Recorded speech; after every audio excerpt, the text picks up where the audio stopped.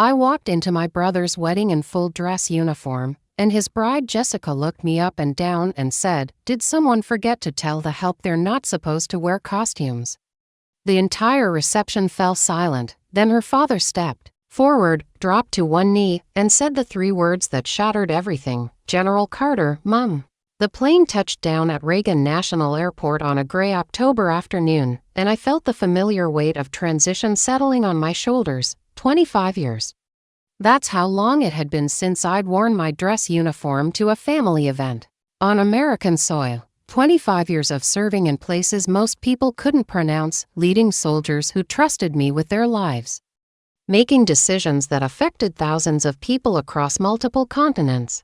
As I adjusted my Army service uniform in the airport bathroom mirror, I caught my reflection and barely recognized the woman staring back. The last time my family had seen me in dress blues. I was a fresh-faced second lieutenant with more ambition than experience. Now, at 47, I wore the silver star of a brigadier general, earned through blood, sweat, and more sleepless nights than I cared to count. The ribbons on my chest told a story most civilians would never understand. The Bronze Star with V device for valor under fire in Iraq, the Meritorious Service Medal with 3 oak leaf clusters. The Combat Action Badge that meant I'd been shot at and lived to tell about it. Each piece of metal and fabric represented months or years of my life spent in places where the temperature hit 130 degrees and the threat level never dropped below me. But today wasn't about war zones or command decisions. Today was about family. Today was about my little brother Marcus's wedding to Jessica Pemberton.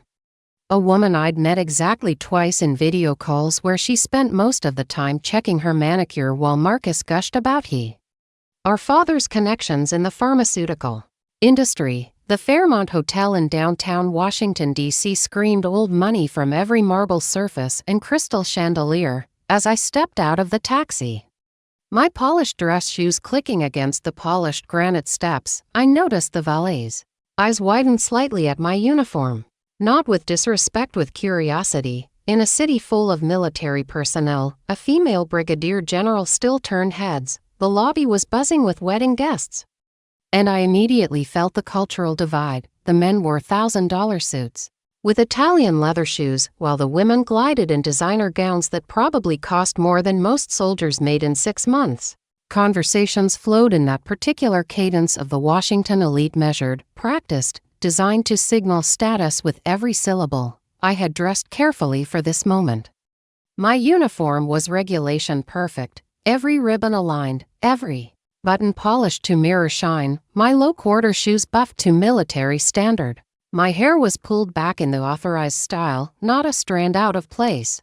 I looked exactly like what I was, a senior military officer who had earned every piece of metal on her chest. But as I moved through the crowd toward the reception hall, I started to notice the looks. Not admiration or respect, but something else. Confusion. Mild embarrassment. A few whispered conversations that stopped abruptly when I passed. "Elizabeth, oh my God, you made it." My mother, Patricia Carter, rushed toward me across the marble floor, her arms outstretched. She looked elegant in a navy blue dress that probably cost more than my monthly housing allowance, her silver hair styled in perfect waves that spoke of expensive salon visits.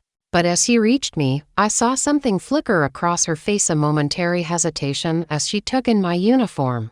The hug she gave me was brief, almost perfunctory, and when she stepped back, her smile didn't quite reach her eyes. "Honey, you look very official," she said, her voice carrying that particular tone mothers use when they're trying to be supportive but are actually concerned. I just thought, well, this is such a formal event, and Jessica's family is quite traditional. "This is formal, Mom," I said gently, gesturing to my uniform. "This is the most formal attire I own." Of course," she said quickly, but I caught her glancing around the room, checking to see if anyone was listening. "It's just that everyone else is in civilian clothes. And you know how Jessica's family is about fitting in. 25 years of military service, and my own mother was worried about me fitting in at my brother's wedding." Before I could respond, Marcus appeared at my side. My little brother, though at 38, he was hardly little anymore, looked like he'd stepped out of a men's fashion magazine. His tuxedo was perfectly tailored. His hair styled with the kind of precision that required a professional, and his smile was bright and practiced. "Liz, Jesus, look at you," he said, pulling me into a hug that felt genuine but brief. "You look like you could invade a small country." It was meant as a joke, but something in his tone made it feel more like a criticism. Marcus had always been the charming one, the one who could talk his way into or out of anything, while I was studying tactical manuals and learning to lead soldiers. He was smoozing his way through law school and then into a partnership at one of DC's most prestigious firms. "Congratulations, Marcus," I said, stepping back to look at him. "I'm proud of you." "Thanks, sis. Really means a lot that you could make it. I know it's not easy getting leave and all that." He glanced at my uniform, and I saw the same flicker of uncertainty I'd seen in our mother's eyes. "You know, Jessica's family is pretty conservative. They might not understand what, exactly? Just the military thing. You know how some people are about wars and politics and all that. They might think you're making some kind of statement." I stared at my brother. The man I'd protected from bullies in elementary school, the one I'd helped with homework while I was studying for my own advanced courses, the one I'd sent money to when he was struggling through law school. He was worried that my uniform, the symbol of my life's work, might embarrass him at his wedding. "This isn't a statement, Marcus," I said quietly. "This is who I am." The grand ballroom was a masterpiece of elegant design with soaring ceilings, crystal chandeliers, and floor-to-ceiling windows that offered a view of the Washington Monument in the distance. Round tables covered in crisp white linens filled the space, each one set with fine china and sparkling crystal that caught the light like captured stars. I found my assigned table number on the seating chart near the entrance. "Table 12. I traced my finger across the room layout and felt my stomach sink. Table 12 was in the far back corner, partially hidden behind a decorative pillar, right next to the kitchen doors where servers would be constantly moving back and forth. The head table, where Marcus and Jessica would sit with their wedding party, was positioned prominently at the front of the room on a raised platform. Tables 1 through 6 surrounded it, clearly reserved for Jessica's family and closest friends. Tables 7 through 11 filled the middle section, probably Marcus's law firm colleagues and family friends. And then there was table 12, the afterthought table, the table for people you had to invite but didn't really want to see. I made my way across the room, nodding politely to guests who stared openly at my uniform. At table 12, I found my place card positioned between an elderly woman I didn't recognize and a young man who looked like he'd rather be anywhere else. The other seats were filled with what appeared to be distant relatives and plus ones who didn't rate better placement. "Excuse me," said the elderly woman as I sat down. "Are you military?" "Yes, ma'am." "Army?" "How nice. My late husband was Navy." "What rank are you, dear?" "Brigadier General." Her eyes widened, and suddenly she straightened in her chair. "General, oh my. Well, that's quite an accomplishment for someone so young."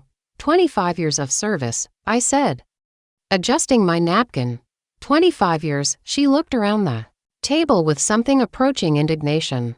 "And they've got you sitting back here in Siberia. That's not right." It wasn't right, but it was typical. Marcus had always been the golden child, the one who followed the expected path: college, law school, prestigious job, society, wedding. I was the one who had chosen a different route, who had spent my adult life in places that made people uncomfortable, doing things that didn't translate well to cocktail party conversation. Before the reception officially began, there was a cocktail hour in the hotel's garden terrace. I mingled as best I could, accepting congratulations from strangers who seemed impressed by my rank once they understood what the stars on my shoulders meant. But I also caught fragments of whispered conversations that weren't meant for my ears. "Don't understand why she couldn't just wear a nice dress," making it all about herself. "Jessica must be mortified." Each comment was like a small cut, precise and sharp. I'd faced enemy fire, negotiated with warlords, and commanded troops in some of the most dangerous places on Earth. But somehow my own family's disapproval hurt more than any of that. I was standing near the bar, nursing a club soda, and watching Marcus work the crowd with his natural charm when I felt someone approach me from behind. "You must be the famous sister." I turned to find a woman about my age, blonde and elegant. In the way that money can buy, she was beautiful in a calculated way, everything perfectly arranged. From her designer gown to her professional makeup to the diamond tennis bracelet that probably cost him more than most people's cars. "Jessica," I said, extending my hand, "congratulations, you look beautiful." Jessica Pemberton, soon to be Jessica Carter, looked at my outstretched hand for just a moment too long before taking it. Her handshake was brief and weak, the kind that suggested she wasn't used to physical contact with people she considered beneath her social station. "Thank you," she said, her voice carrying the refined accent of someone who had attended the best private schools. "You look very official." There was something in the way she said official that made it sound like a criticism rather than a compliment. "I wanted to honor the occasion," I said. "Military formal wear for formal events. How patriotic of you." Again, that tone that made patriotism sound like something vaguely embarrassing. "I suppose some people feel the need to make statements. This isn't a statement. This is my profession." Jessica smiled, but it didn't reach her eyes. "Of course, I'm sure it's very fulfilling.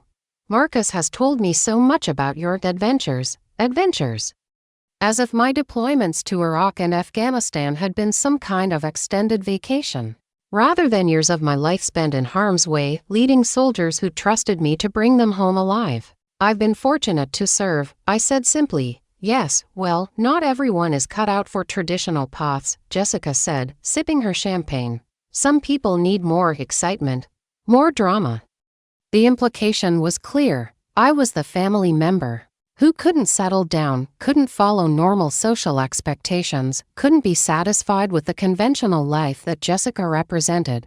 Before I could respond, Marcus appeared at Jessica's side, slipping his arm around her waist with the practiced ease of a man who was accustomed to playing his role in their carefully orchestrated performance.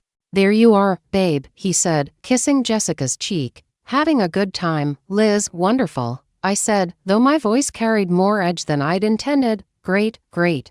Listen, I should probably mention during the reception, we're keeping speeches pretty short. You know how these things can drag on." It took me a moment to understand what he was saying. "You don't want me to speak. It's not that I don't want you to," Marcus said quickly, glancing at Jessica. "It's just that we've got a pretty tight schedule, and Jessica's father is doing the main toast, and my law partner is saying a few words, and you don't think I have anything appropriate to say." "That's not it at all," he said, but his voice lacked conviction. "It's just that sometimes military people can be a little intense, you know, and tonight is supposed to be light and fun." Jessica smiled sympathetically.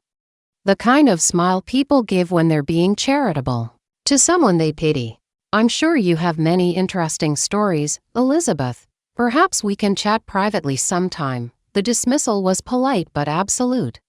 I was being relegated to the children's table of adult conversation, deemed to rough around the edges for their sophisticated celebration. As guests began moving into the ballroom for dinner, I found myself walking alone, watching couples and families cluster together in easy conversation.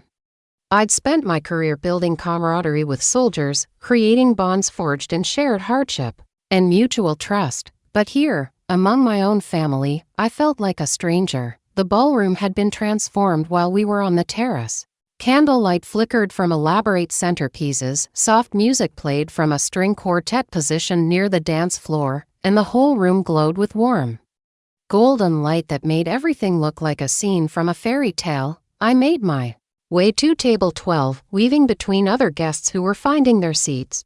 As I walked, I became increasingly aware of the looks I was receiving. Some were curious, some disapproving, and a few were openly hostile. "Look at her," I heard one woman whisper to her companion. "Wearing that uniform like she's trying to upstage the bride. So inappropriate," her friend agreed. "This is a wedding, not a military parade." I kept walking, my spine straight and my expression neutral, drawing on years of military training that had taught me to maintain composure under pressure. But inside, I felt something breaking. When I reached my table, the elderly Navy widow whose name I learned was Mrs. Henderson patted the seat beside her. "Come sit next to me, General," she said loudly enough for nearby tables to hear. I want to hear about your service. As I sat down, I noticed that our table had a clear view of the head table, where Marcus and Jessica were taking their seats amid laughter and champagne toasts. Jessica looked radiant in her designer gown, every inch the perfect society bride. Marcus looked proud and happy, completely in his element. They looked like they belonged together. Like they belonged in this world of crystal and candlelight and careful conversation. And for the first time in my life, I wondered if maybe I was the one who didn't belong, not just at this wedding, but in this family. The first course arrived with military precision servers appearing simultaneously at every table, placing identical plates of some kind of seafood appetizer that probably had a French name I couldn't pronounce. The elderly woman next to me, Mrs. Henderson, immediately began asking questions about my service. Iraq or Afghanistan, she asked bluntly. Both. Multiple deployments to each. Combat, yes. Ma'am, I was a company commander in Iraq during the surge, then battalion commander in Afghanistan. Lost any soldiers? The question hit like a physical blow. 7, I said quietly. 7 soldiers under my command made the ultimate sacrifice. Mrs. Henderson nodded gravely. My husband lost 32 men when his destroyer was hit in the Pacific. Carried their names with him until the day he died. Round us, other conversations flowed about stock portfolios and vacation homes and children's private school applications. But Mrs. Henderson and I sat in the sudden gravity that comes when military service transitions from abstract concept to personal reality. These people, she said, gesturing subtly toward the other tables, they have no idea what you've sacrificed. Before I could respond, the room's attention shifted to the head table, where Jessica's father was standing with a champagne glass in his hand. Dr. Richard Pemberton was a distinguished-looking man in his early 60s, with silver hair and the kind of confident bearing that came from a lifetime of success and respect. Ladies and gentlemen, he began, his voice carrying easily across the room, I'd like to propose a toast to my daughter Jessica and her new husband Marcus. The room fell silent as Dr. Pemberton began what was clearly a carefully prepared speech about love, family, and the bright future ahead for the young couple. As he spoke, I found myself studying his face, something nagging at the back of my mind. There was something familiar about him, something that made me think of. And then it hit me like a lightning bolt. Dr. Richard Pemberton, not the pharmaceutical executive that Marcus had described, but Colonel Richard Pemberton, retired U.S. Army Medical Corps. The same Colonel Pemberton who had been Chief Medical Officer at Landstuhl Regional Medical Center W. I'd brought wounded soldiers there during my deployment to Iraq. The same man who had worked 18-hour days saving the lives of American soldiers, who had earned a Silver Star for his actions during a mortar attack on the medical facility, who had personally operated on some of my wounded troops, and Jessica was his daughter. As Dr. Pemberton continued his toast, praising Marcus's character and Jessica's beauty, I felt the pieces clicking into place. This explained so much: Jessica's dismissive attitude toward my military service, her father's apparent absence from her descriptions of family, the way she'd managed to avoid any meaningful conversation about what her father actually did for a living. Dr. Pemberton finished his toast to enthusiastic applause. And as guests raised their glasses, he began to scan the room with the practiced eye of someone accustomed to command situations. His gaze moved methodically. Each comment was like a small cut, precise and sharp. I'd faced enemy fire, negotiated with warlords, and commanded troops in some of the most dangerous places on earth.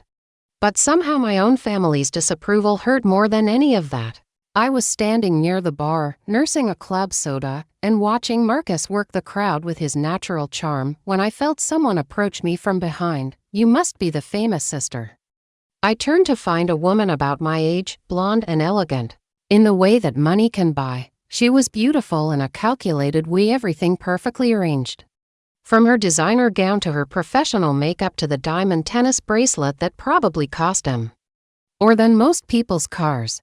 Jessica, I said, extending my hand, congratulations, you look beautiful. Jessica Pemberton, soon to be Jessica Carter, looked at my outstretched hand for just a moment too long before taking it. And then, in front of everyone, in front of his daughter and new son-in-law, in front of Washington's social elite. In front of people who had been whispering about my inappropriate uniform choice, Dr. Richard Pemberton came to attention and rendered a perfect military salute. "General Carter," he said, his voice carrying clearly across the silent ballroom. "Colonel Pemberton, retired. It's an honor to see you again, ma'am." The entire wedding reception fell dead silent as Jessica's father, the man she'd never mentioned was a decorated war hero, stood at attention saluting me. What happened next would change everything my family thought they knew about respect, service, and who really deserved honor at this wedding. The silence in the grand ballroom was so complete that I could hear the soft hum of the air conditioning and the distant clatter of dishes from the kitchen. 300 wedding guests sat frozen, champagne glasses halfway to their lips, conversations dying mid-sentence as they watched Dr. Richard Pemberton, pharmaceutical executive, father of the bride, pillar of Washington society, stand at rigid military attention beside my table. His salute was textbook perfect, the kind that could only come from years of military training. His shoulders were squared, his back straight. His eyes locked on mine with the unmistakable respect that one combat veteran shows another. In that moment, the expensive tuxedo and formal wedding atmosphere fell away. And I was looking at Colonel Pemberton again, the man who had saved countless lives in a military hospital half a world away. "At ease, Colonel," I said softly, rising from my chair and returning his salute. Dr. Pemberton's hand dropped to his side, but he remained standing at attention. "General Carter, I cannot express how honored I am to see you here. When I looked across this room and saw those stars on your shoulders, I thought my eyes were playing tricks on me."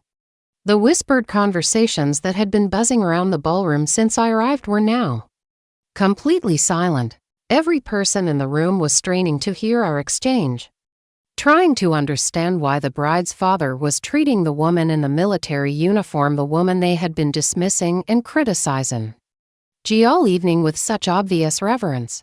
"The honor is mine, Colonel," I replied. "I'll never forget what you and your medical team did for my soldiers at Landstuhl. You saved lives that day during the mortar attack. You remember that?" His voice carried a note of surprise. "I remember everything about that day.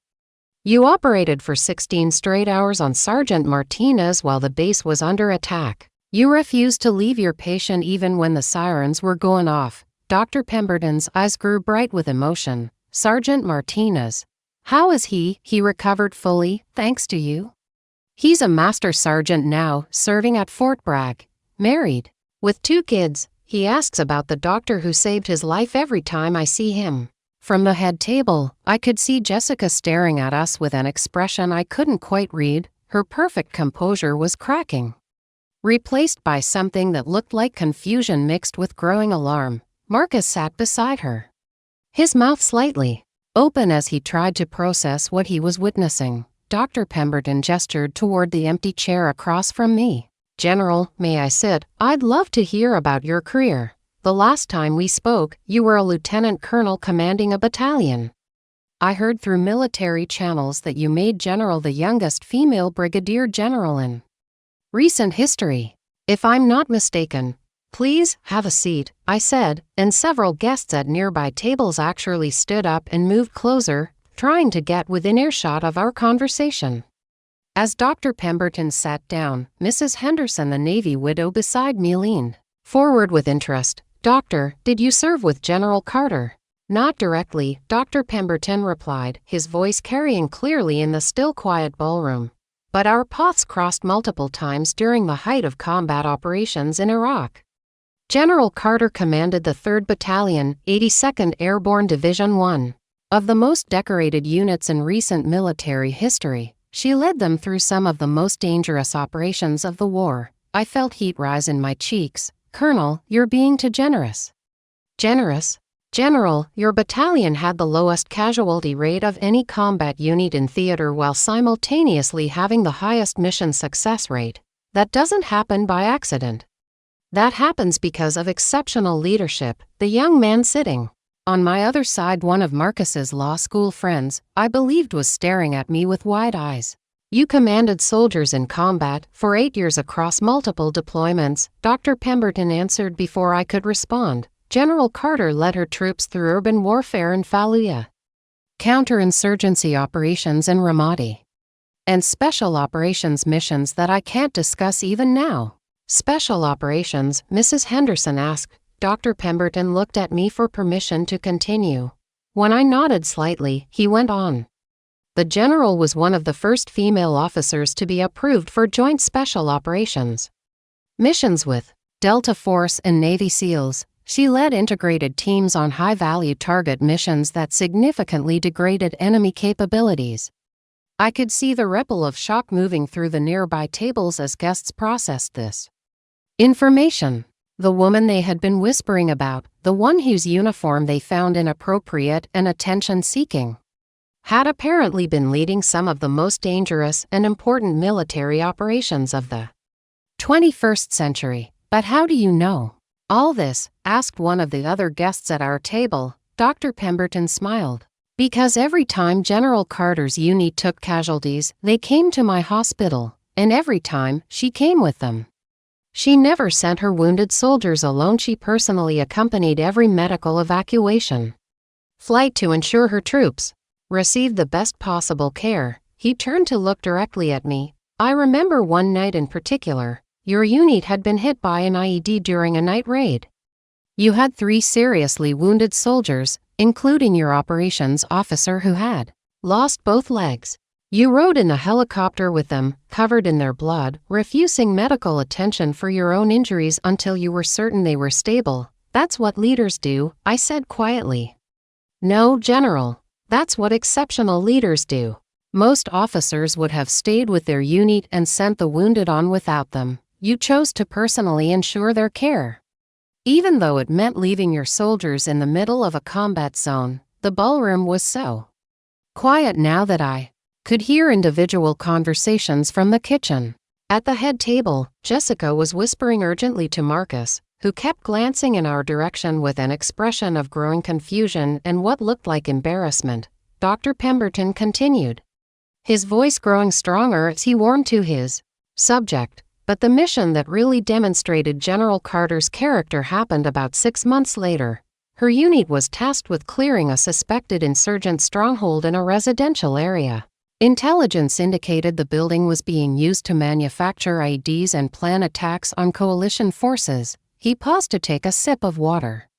And I noticed that several guests from other tables had actually gotten up and moved closer to ours, abandoning their assigned seats to hear the story. When General Carter's team breached the building, they discovered that the intelligence was partially wrong.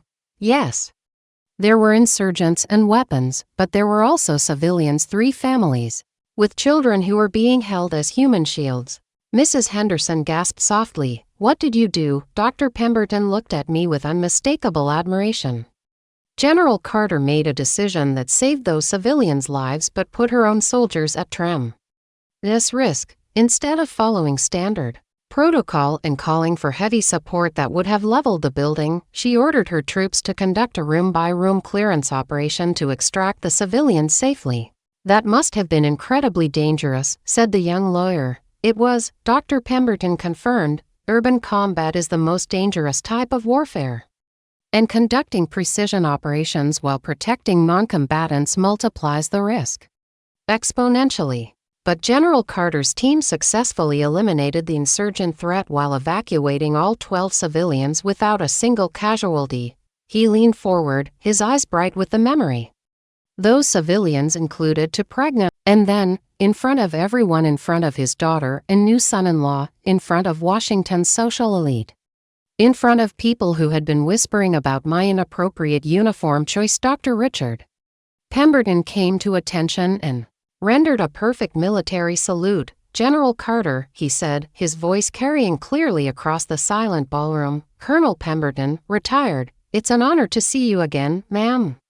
The entire wedding reception fell dead silent as Jessica's father, the man she'd never mentioned was a decorated war hero, stood at attention saluting me. What happened next would change everything my family thought they knew about respect, service, and who really deserved honor at this wedding. The silence in the grand ballroom was so complete that I could hear the soft hum of the air conditioning and the distant clatter of dishes from the kitchen. 300 wedding guests sat frozen, champagne glasses halfway to their lips, conversations dying mid-sentence as they watched Dr. Richard Pemberton, pharmaceutical executive, father of the bride, pillar of Washington society, stand out. The ballroom was completely silent now. Even the kitchen noise had stopped as catering staff apparently paused to listen. General Carter stayed with the child throughout her surgery and recovery. She visited her every day for 2 weeks, bringing toys and books, learning basic Arabic phrases so she could communicate with her when it came time for Amira to be released to relatives in another city. General Carter personally escorted her and her mother to ensure their safe passage. "That's extraordinary," said Mrs. Henderson, and I could see tears forming in her eyes. 5 years later, Dr. Pemberton said, his voice thick with emotion, "I received a letter at the hospital.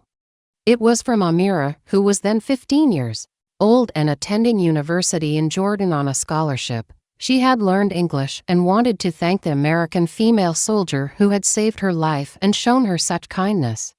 He reached into his jacket pocket and pulled out his phone, scrolling through it for a moment before finding what he was looking for. "I still have a copy of that letter," she wrote. "The soldier lady with the kind eyes showed me that there are good people in the world who will protect children even when it means danger for themselves, because of her. I want to become a doctor to help other children like she helped me." The silence in the ballroom was profound.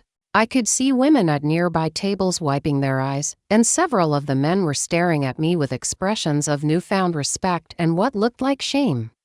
Dr. Pemberton put his phone away and looked directly at me. "General Carter, that young woman graduated medical school last year. She's now a pediatric resident at a hospital in Amman, Jordan, specializing in trauma surgery for children affected by warfare. She became a doctor." I asked, genuinely surprised. I had often wondered what had happened to Amira, but I had never expected to learn her fate at my brother's wedding. She did, and in her graduation speech, she talked about the American soldier who had inspired her to dedicate her life to healing children. She said that soldier had shown her that true strength isn't about fighting, it's about protecting those who cannot protect themselves. Mrs. Henderson was openly crying now, and I noticed that several other guests were wiping their eyes as well. The young lawyer beside me was staring at me with an expression of awe. "General," he said quietly, "I had no idea. I mean, when I saw your uniform tonight, I thought, well, I didn't understand. Most people don't," I replied gently. "And that's okay. Military service isn't something most civilians need to think about on a daily basis." Dr. Pemberton shook his head. "But that's exactly the problem. We live in a society where the people who sacrifice the most to protect our freedoms are often the least understood and appreciated." He gestured toward my uniform. "Every ribbon on General Carter's chest represents months or years of her life spent in harm's way. Every medal represents acts of courage that most of us cannot even imagine. That silver star represents saving the lives of innocent children while under enemy fire. The bronze star with V device," he continued, pointing to another ribbon, "that's for valor in combat. The Meritorious Service Medal with 3 oak leaf clusters represents exceptional leadership over multiple deployments. The combat action badge means she has been engaged in active ground combat with enemy forces." Dr. Pemberton's voice grew stronger, more passionate. "Ladies and gentlemen, we are sitting in the presence of one of our nation's finest warriors and leaders. General Carter has commanded thousands of soldiers, led them through some of the most dangerous operations of our time, and brought them home safely. She has saved civilian lives at great personal risk and inspired a new generation of healers and peacekeepers." He stood up suddenly, his chair scraping against the floor in the silent ballroom. "And yet tonight, I have watched as she was criticized for wearing the uniform she earned through blood, sweat, and sacrifice. I have seen her seated at the back of the room like an afterthought while people who have never faced a day of hardship in their lives question her appropriateness." The rebuke was clear and sharp, directed not at me but at everyone else in the room who had spent the evening making me feel unwelcome. From the head table, I could see Jessica's face growing pale. Marcus looked like he wanted to disappear into his chair. My mother was staring at us with an expression of dawning comprehension and what looked like growing horror at how she had treated me. Dr. Pemberton wasn't finished. General Carter. Would you please stand? I hesitated for a moment, then rose from my chair. As I stood, Dr. Pemberton began to applaud slow, deliberate claps that echoed through the silent ballroom. Mrs. Henderson immediately joined him, tears still streaming down her face. Then the young lawyer stood and began clapping, one by one. Other guests began to rise and applaud until the entire ballroom was on its feet, filling the air with thunderous applause that went on for nearly 2 full minutes. But not everyone was clapping. At the head table, Jessica remained seated, her face flushed with what looked like anger and embarrassment. Marcus had stood. But he wasn't applauding, he was staring at me with an expression I couldn't quite read. And then Jessica stood up abruptly, her chair nearly toppling backward. "Daddy," she called out, her voice cutting through the applause. "What are you doing?" The clapping gradually died away as all eyes turned to the bride. Jessica's perfect composure was completely gone now, replaced by obvious distress and mounting anger. "Jessica," Dr. Pemberton said calmly, "I'm showing appropriate respect to a genuine American hero. But you're embarrassing Marcus." Jessica's voice was rising, and I could see wedding guests exchanging uncomfortable glances. "This is our wedding day, and you're making it all about her." The accusation hung in the air like smoke. After everything that had just been revealed about my service and sacrifice, Jessica was still focused on the idea that I was somehow stealing attention from her special day. Dr. Pemberton's expression grew cold in a way that reminded me instantly of his demeanor during medical emergencies, calm, controlled, but absolutely unyielding. "Jessica," he said, his voice carrying clearly across the ballroom, "I think we need to have a conversation about respect, sacrifice, and what really matters in life." Cliffhanger. Jessica had just accused me of ruining her wedding day, not knowing that her father was about to reveal something that would change how everyone saw both her character and mine. What Dr. Pemberton said next would expose the true difference between earned honor and entitled privilege. Dr. Pemberton's words hung in the air like a challenge. And I could see Jessica's face cycling through emotions: shock, anger, embarrassment, and something that looked dangerously close to rage. The 300 wedding guests sat in stunned silence, sensing that they were about to witness something that would be talked about for years to come. Conversation about respect. Jessica's voice was rising to a pitch that made several guests wince. "Daddy, this is my wedding day, the most important day of my life, and you're standing over there praising some soldier while your own daughter, some soldier." Dr. Pemberton's voice cut through her words like a surgical scalpel, cold and precise. "Jessica, that some soldier is Brigadier General Elizabeth Carter, one of the most decorated combat veterans of her generation.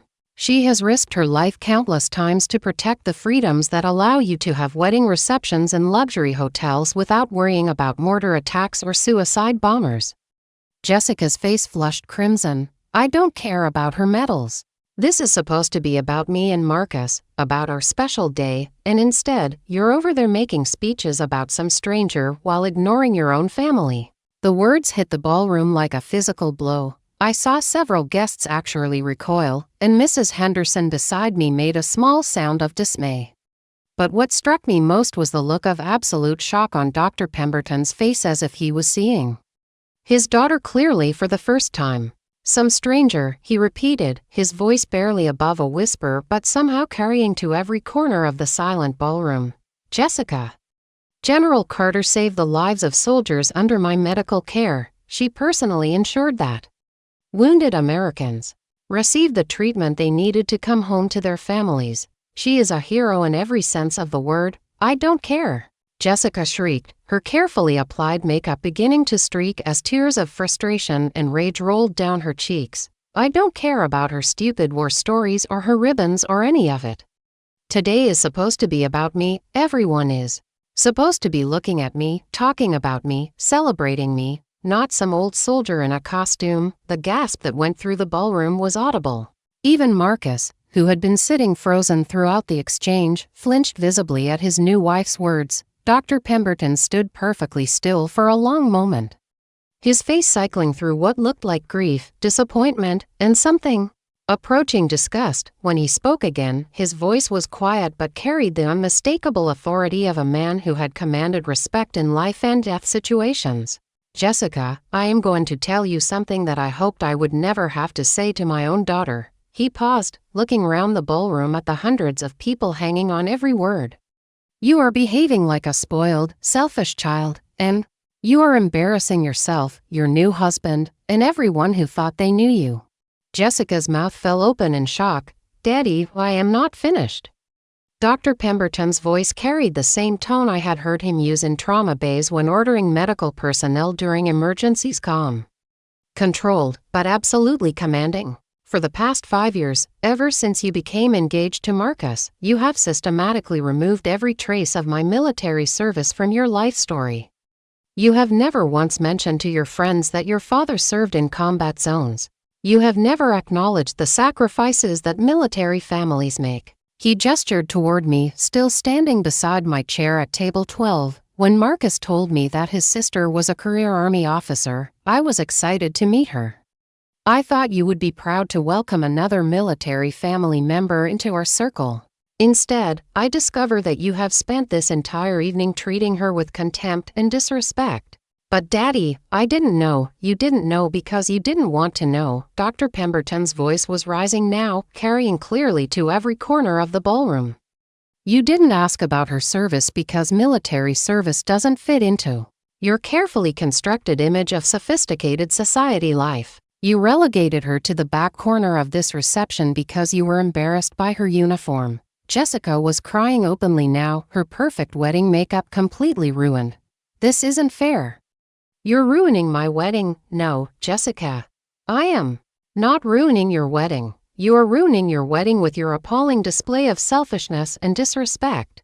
Dr. Pemberton turned to address the entire ballroom, his voice carrying with the authority of a man who had spent decades saving lives and commanding respect. "Ladies and gentlemen, I owe all of you an apology. I failed as a father. I allowed my daughter to grow up believing that the world revolves around her comfort and convenience. I failed to teach her that true honor comes from service to others, not from the size of your wedding reception or the cost of your dress." The silence in the ballroom was profound. I could see wedding guests shifting uncomfortably in their seats, some looking down at their hands, others staring in fascination at the unprecedented drama unfolding before them. Dr. Pemberton continued, his voice growing stronger and more passionate with each word. "General Carter represents the finest traditions of American military service.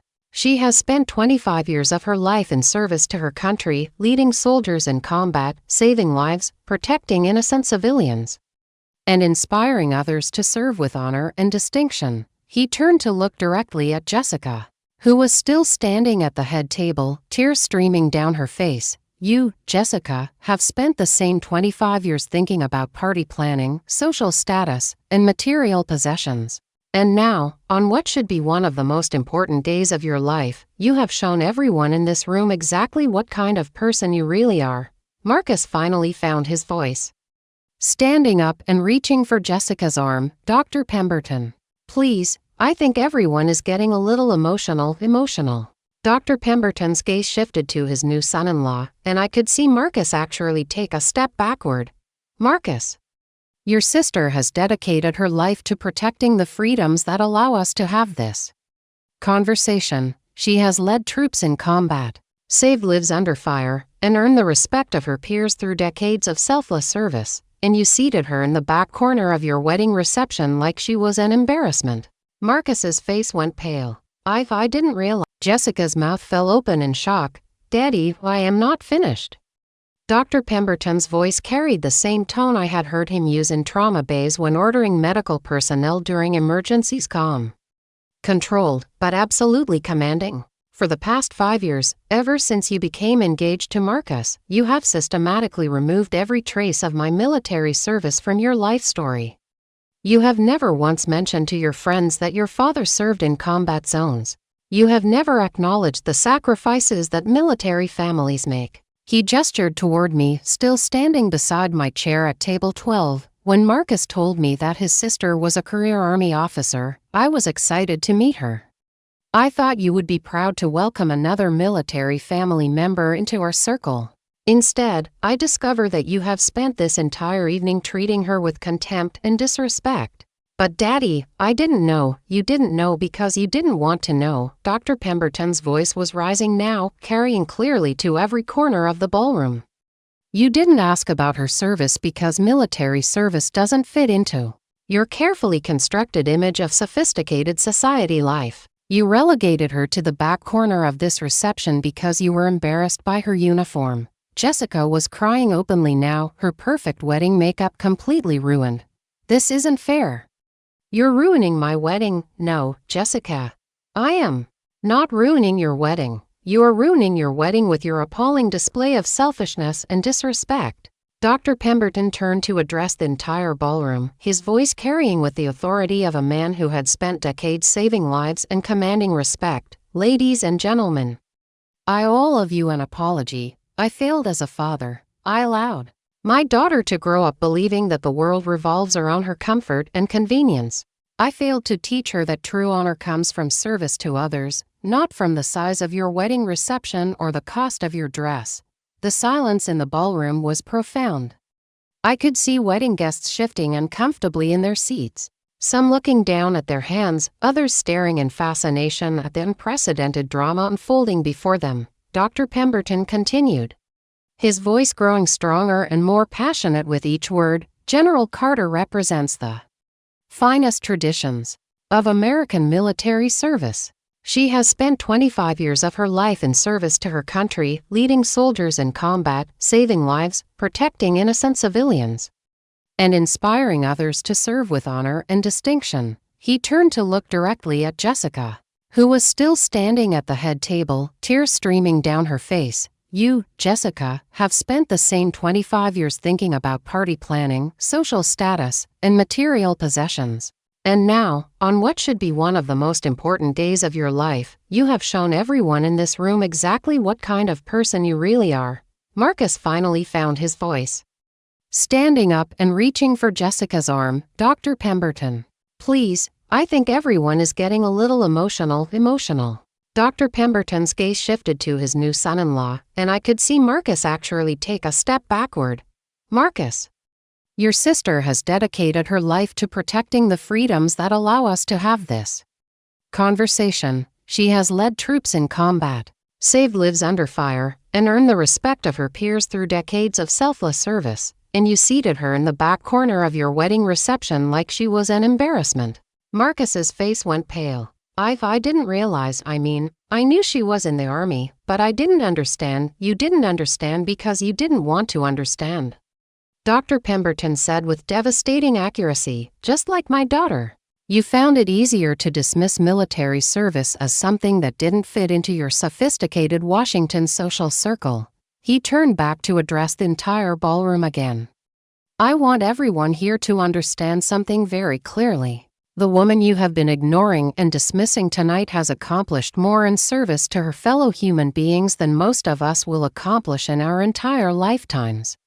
Dr. Pemberton began walking slowly around the room as he spoke, making eye contact with guests at different tables. General Carter has commanded over 3,000 soldiers in combat operations. She has led missions that saved countless civilian lives.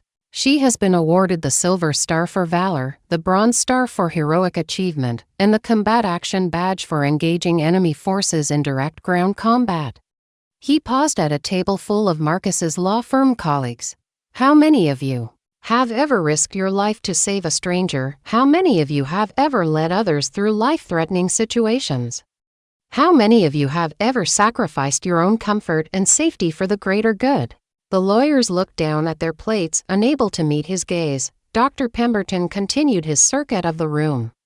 General Carter spent 8 years in combat zones where the temperature reached 130 degrees N. The threat of death was constant. She lived in conditions that most of us cannot even imagine, eating military rations, sleeping in bunkers, constantly vigilant for attacks that could come at any moment. He stopped at a table full of Jessica's sorority sisters from college. While you were planning social events and shopping for designer clothes, General Carter was planning military operations that would determine whether American soldiers lived or died. While you were worried about your hair and makeup, she was carrying wounded children through active combat zones. The women at the table looked deeply uncomfortable, some wiping away tears. But here's what makes General Carter truly exceptional, Dr. Pemberton said, his voice growing more passionate. Despite all of her accomplishments, despite all of the honors she has earned, despite the fact that she has literally— My heart skipped a beat. I knew exactly who he was talking about. Sarah's father was Sergeant First Class Miguel Martinez, one of General Carter's soldiers who had been severely wounded by an IED explosion. I had operated on him at Landstuhl, and General Carter had stayed with him throughout his recovery before escorting him personally on the medical evacuation flight back to the United States. Dr. Pemberton's voice grew soft with emotion. Sarah told me that her father had died the previous month from complications related to his combat injuries, but before he died, he had asked her to find two people and deliver a message. One was the doctor who had saved his life in Germany. The other was General Carter, the commander who had never left his side. The ballroom was completely silent now, with guests leaning forward to catch every word. The message that Sergeant Martinez wanted delivered was simple. Thank you for showing me that leadership means loving your soldiers more than yourself. Thank you for treating me like family when I was far from home. Thank you for proving that some officers really do care about their troops more than their own careers. Dr. Pemberton looked around the ballroom, making eye contact with as many guests as possible. But here's the part that truly demonstrates General Carter's character. When Sarah Martinez called her to deliver this message, General Carter immediately requested leave and flew to North Carolina at her own expense to attend Sergeant Martinez's funeral. I felt tears forming in my eyes as the memory of that day came flooding back, standing in Arlington National Cemetery beside Miguel's gravestone, comforting his daughter, sharing stories about her father's courage and humor with his extended family. General Carter spoke at that funeral, Dr. Pemberton continued, and she told Sergeant Martinez's family and friends that Miguel had been one of the finest soldiers she had ever had the privilege to see. She established a scholarship fund in his name for military children pursuing higher education, and she has personally mentored his daughter Sarah, who is now a sophomore at West Point, following in her father's footsteps. Mrs. Henderson reached over and squeezed my hand, tears streaming down her face. Round the ballroom, I could see similar scenes of emotion as guests absorbed the full picture of who I was and what I represented. That, Dr. Pemberton said with quiet intensity, is what true leadership looks like. That is what genuine service means. That is the kind of person we should all aspire to be. He turned one final time to look at his daughter, who was still standing at the head table, her wedding dress wrinkled and her makeup completely ruined by tears. Jessica, I love you. You are my daughter, and that will never change, but I am deeply ashamed of your behavior tonight. And I pray that someday you will understand what you have done and find a way to become the kind of person who deserves the respect you demand but have never earned. The words hit Jessica like a physical blow. She staggered backward, caught herself against her chair, and then suddenly bolted from the ballroom, her wedding dress trailing behind her as she fled through the main doors. Marcus started to follow her, then stopped, looking back and forth between the doors where his wife had disappeared and the table where I was sitting. For a moment, I thought he might come over to speak to me, but instead he grabbed his jacket and hurried after Jessica. The ballroom remained silent for nearly a full minute after they left. Then, slowly, Dr. Pemberton walked back to my table and extended his hand. General Carter, would you do me the honor of allowing me to escort you to the head table? I believe that's where you should have been sitting all along. I looked around the ballroom at the hundreds of faces watching me, most now filled with respect and admiration. Then I stood, took Dr. Pemberton's arm, and walked with him across the ballroom to the head table, where he seated me in the chair that had been occupied by the bride. As we sat down, the entire ballroom erupted in applause, again longer and more sustained than before. This time, every single person was standing, and the ovation continued for nearly 5 minutes.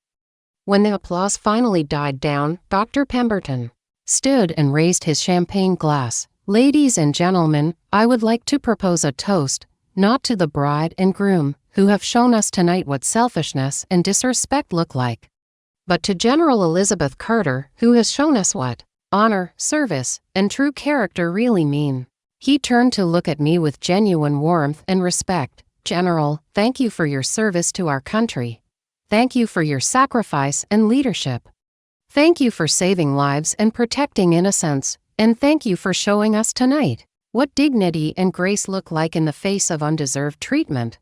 The entire ballroom raised their glasses to General Carter as I sat at the head table, looking out over a room full of people who now understood who I really was and what I represented. I felt something I hadn't felt in years: complete acceptance and genuine respect from my own community. 3 hours later, as the reception finally wound down, dozens of guests approached me to apologize personally, to thank me for my service, and to tell me how inspired they were by my example. Several gave me their business cards, asking if I would consider speaking at their companies or organizations about leadership and service. Mrs. Henderson, the Navy widow, was among the last to leave. She took my hands in hers and looked me directly in the eyes. "General, my husband would have been so proud to meet you tonight. You are exactly the kind of officer he always hoped the military would produce, someone who leads with both strength and compassion." As I finally left the Fairmont Hotel that night, still in my dress uniform, I reflected on the extraordinary events of the evening. I had come to my brother's wedding expecting to be marginalized and dismissed. Instead, I had been publicly honored and celebrated by people who had learned to see beyond their preconceptions. My brother Marcus never did come back to the reception. I heard later that he and Jessica had gone directly to their hotel suite and were considering whether to proceed with their honeymoon or seek marriage counseling. But Dr. Pemberton had asked for my contact information, and over the following months, he and I developed a genuine friendship based on our shared military experience and commitment to service. He became something of a mentor to me as I transitioned from active duty to civilian life, and I became someone he could talk to about his own struggles with PTSD from his combat deployments. 6 months later, I received an invitation that surprised me. Jessica and Marcus were renewing their vows in a small, private ceremony. The invitation included a handwritten note from Jessica. "General Carter, I owe you an apology that I should have given months ago. I hope you will honor us with your presence as we try to start our marriage over with better understanding of what really matters in life." I attended that ceremony, and it was completely different from the first wedding. Jessica wore a simple dress instead of an elaborate gown. There were only 20 guests instead of 300, and when Dr. Pemberton gave his toast, he spoke about the importance of humility, service, and treating others with respect regardless of their background or profession. Afterward, Jessica approached me privately. "General Carter, I want you to know that I've been volunteering at the VA hospital for the past 4 months. I'm working with wounded veterans, trying to understand what service really means. I have a lot to learn, but I'm trying to become someone my father can be proud of." That night, for the first time since I had returned from my final deployment, I felt like I truly belonged in my own family and community. Not because I had been accepted despite my military service, but because my service was finally understood, respected, and honored for what it really was: a lifetime of sacrifice in service to others. The uniform I wore that night wasn't a costume or an attention-seeking display. It was the physical representation of 25 years spent protecting the freedoms that allowed entitled people to have luxury weddings without fear of mortar attacks or suicide bombers. And finally, everyone understood the difference. As I drove home that night, I thought about all the young soldiers I had commanded over the years, all the sacrifices they had made, all the families who had endured deployments and danger and loss so that others could live in safety and comfort. I thought about Sergeant Martinez and the other soldiers who had made the ultimate sacrifice, and I felt proud that their service had been honored, even if only for one evening. Sometimes it takes a moment of crisis to reveal people's true character. That night at my brother's wedding, Jessica revealed herself to be selfish and entitled. Marcus revealed himself to be weak and easily embarrassed by difficult truths. But Dr. Pemberton revealed himself to be a man of honor who understood the difference between earned respect and demanded privilege. And I learned that sometimes the most powerful response to disrespect is simply to maintain your dignity and let the truth speak for itself. The truth has a way of emerging, even in the most unexpected places. And on that October evening in a luxury hotel ballroom, the truth about service, sacrifice, and honor shone bright enough to change hearts and minds that had been closed for decades.